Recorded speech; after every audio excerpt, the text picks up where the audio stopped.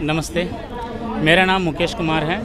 मैं assistant professor Raja Ravishri medical college and hospital Bangalore, अभी मैं वहाँ पे कार्यरत हूँ। हम लोग अभी जंतर मंतर में जो एकत्रित हुए हैं, हमारे साथ बहुत सारी विपदाएं, हमारे साथ बहुत सारा बराबर की हक ना देना, है ना।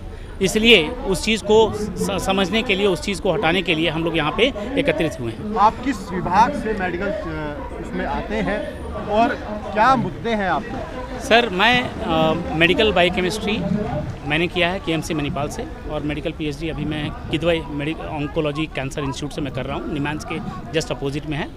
हम लोग 3 साल बीएससी किए हैं सर, 3 साल एमएससी भी किए हैं मेडिकल पीएचडी, और आपको जो मालूम होगा कस्तूरबा मेडिकल कॉलेज मणिपाल से, वहाँ से हमने 2007 से 2010 में एमएससी किया, फिर अभी पीएचडी भी कर रहे हैं। अभी कार्यरत कहाँ हैं आप? मैं राजा रविश्री मेडिकल कॉलेज बैंगलोर में कार्यरत हूँ सर। और यहाँ आने का मेन मकसद ये है कि पहले जो हमारी मतलब रिजर्वेशन होती थी बायोकेमिस्ट्री डिपार्टमेंट में, एनाटॉमी फिजियोलॉजी में 50%, बायोकेमिस्ट्री के लिए 50% था, एनाटॉमी फिजियोलॉजी और माइक्रोबायोलॉजी और फार्माकोलॉजी इसमें 30% थे, और उसको घटाकर इन्होंने 15% कर दिया केवल फिजियोलॉजी और एनाटॉमी में, मगर माइक्रो फार्मा में 0% कर दिया सर। सबसे बड़ी बात यह है, और इन्होंने साथ में यह भी नियम लगा दिया कि अगर ये कहीं पे जाते हैं, चूँकि ये 0% हो गया, तो उनको जॉब नहीं मिलेगी। तो ये एक बहुत बड़ी इनसिक्योरिटी है मेडिकल पीएचडी के साथ कि अब वो क्या करेंगे। जो पीएचडी टीचर हैं उनको अब नौकरी नहीं मिलेगी, और जो ऑलरेडी हैं सर उनको अभी नए रेगुलेशंस के अनुसार उनको बोला जा रहा है। मेडिकल साइंस जो पीएचडी टीचर है उनकी बात कर रहे हैं? जी, मेडिकल साइंस पीएचडी। हालांकि फॉरेन में जाएं, अब्रॉड जाएं, तो ये डिग्री सबसे ऊपर मानी जाती है। एमडी के बाद भी लोग पीएचडी कर रहे हैं। अच्छा। हमारे देश में वो भी कर रहे हैं, मगर उनको ये नहीं समझ में आ रहा है फिर ये डिस्क्रिमिनेशन क्यों करते हैं। मतलब बाहर अगर विदेश में जाते हैं तो सबसे ऊपर डिग्री मानी जाती है सर, सबसे ऊपर डिग्री 80 to 85% जो हैं वहाँ पे रिसर्चर्स जो हैं वो एमएससी पीएचडी मेडिकल पीएचडीज ही हैं, और वो मेडिकल कॉलेज में फर्स्ट और सेकंड ईयर्स को पढ़ाते ही हैं। ये बेसिक साइंस की जो सिलेबस होती है उनको पढ़ाते हैं, और हमारे देश में पता नहीं सर, इन्हें समझ में नहीं आ रहा है। ये इनका कहना है कि एमडी वाले ही एमबीबीएस को पढ़ाएं। मैं सिर्फ एक बात एनएमसी से मतभेद पे और भेदभाव पे आप रोशनी डालिए। यस, मतभेद सर ये है कि देखिए, कोई भी डिग्री नहीं पढ़ाती सर। अगर किसी के पास एमडी डिग्री है तो वो डिग्री नहीं पढ़ाती, पढ़ाता कोई इंसान है, कोई टीचर पढ़ाता है। और पढ़ाना, शिक्षा जो है, टीचिंग जो है, वो एक आर्ट है सर। वो डिग्री से नहीं आती, वो एक्सपीरियंस से आता है। और हमारे पास 13 साल का एक्सपीरियंस है। बहुत सारे हमारे सीनियर्स भी हैं जो कि 17 साल 18 साल यहाँ पे तमाम लोग आपके साथ खड़े हुए हैं, देख सकते हैं तमाम सर छात्र हैं, साथ में जो टीचर्स हैं वो मौजूद हैं। हाँ सर, बहुत सारे लोग यहाँ पे सर पीएचडी कर चुके हैं ऑलरेडी, और वो 15 साल 17 साल के बाद ऐसे जो नियम इन्होंने लगाए, तो वो अंधकार की भविष्य में सोच रहे हैं कि अब हमारा क्या होगा।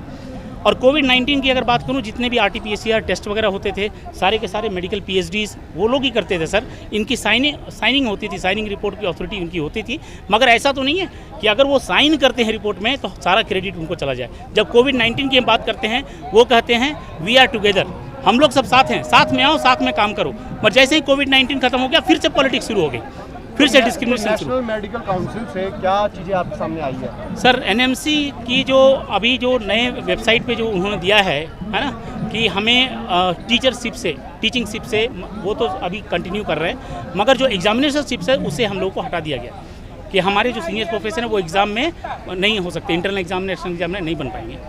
तो ये चीज़ भी सामने आ रही है सर। तो मैं एक चीज़ पूछता हूँ, अगर आप कोई मैथ्स के टीचर से पूछ लीजिए, अगर किसी ने एमए मैथ्स कर लिया या पीएचडी मैथ्स कर लिया, क्या उस टीचर को पीएचडी मैथमेटिक्स करने के बाद वो एग्ज़ाम नहीं ले सकता? मैं सुप्रीम कोर्ट से भी दरख्वास्त करूंगा, अगर हमारे पास किसी सब्जेक्ट में मेडिकल पीएचडी की डिग्री है, क्या हम उस सब्जेक्ट को पढ़ा नहीं सकते? तो उन्होंने ये मेडिकल वर्ड वहाँ पे क्यों जोड़ा? ये चीज़ें जो शुरू की गई है वो एनएमसी के पहले एमसीआई थी, उन्होंने की थी। और क्यों शुरू की थी मैं बता रहा हूँ। मेडिकल कॉलेज में स्टाफ की शॉर्टेज होती थी सर पहले, तो वो क्या करते थे, एमडी फैकल्टीज़ भी होते थे, साथ साथ में वो चाहने लगे कि मेडिकल पीएचडीज भी हम एक कोर्स चलाएंगे जिसमें वो फैकल्टी जो भी है, जो पढ़ के पास होंगे, जो स्टूडेंट पढ़ के पास होंगे, उनको पढ़ाने का मौका दिया जाएगा, ताकि हम लोग अच्छे डॉक्टर तैयार कर सके। हमारे जो पूर्वज जो मेडिकल पीएचडीज हैं वो इन एमडीज़ को पढ़ाए हैं, और अब ये हमारे सर पे ही बोलते हैं you are not eligible. This is very unfair sir, very unfair.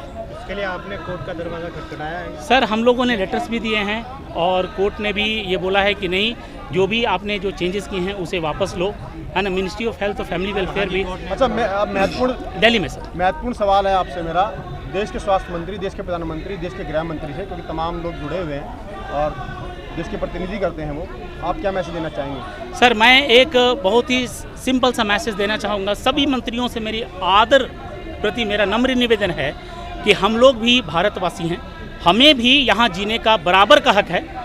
हम कोई स्वदेश दासिता नहीं है, हम लोग स्वदेश प्रेमी हैं और हमें स्वदेश प्रेमी से स्वदेश दासिता ना बनाएं।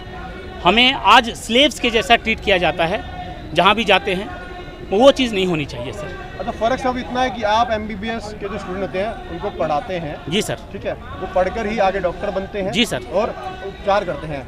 आपका बस ये है कि टेक्निकल चीज़ों में नहीं आ पाते आप लोग। सर मैंने एक बुक भी लिखी है सर, मेडिकल बायोकेमिस्ट्री की। अच्छा। मैंने खुद ही लिखी है सर, है ना, बायोकेमिस्ट्री सिंप्लीफाइड। मगर ऐसा हुआ कि जब वो बुक सामने आया तो वो क्या करते हैं, ये बुक MSc PhD ने लिखा है, अगर तुम पढ़ोगे तो तुम्हें फेल कर दिया जाएगा। अच्छा, यस सर। विमोचन हो चुका है पुस्तक यस का? सर, हो चुका है। एक सवाल है आपसे ऐसा भी हो गया सर। एक सवाल है आपसे सत्यनारायण सर की जो टेक्स्ट बुक थी वो बहुत ही नॉन प्रोफेसर्स थे, यू सत्यनारायण सर, उनकी बुक पूरे इंडिया में जानी जाती थी। मगर अभी बोला जाता है कि अगर यू सत्यनारायण टेक्स्ट बुक अगर आप पढ़ोगे, है ना, तो आप फेल हो जाओगे। ठीक है। हम सर किसी भी ऑथर के बारे में नहीं बोलना चाहते हैं कि आप MD हो चाहे PhD हैं, किसी ने बहुत मेहनत करके वो बुक को लिखी है।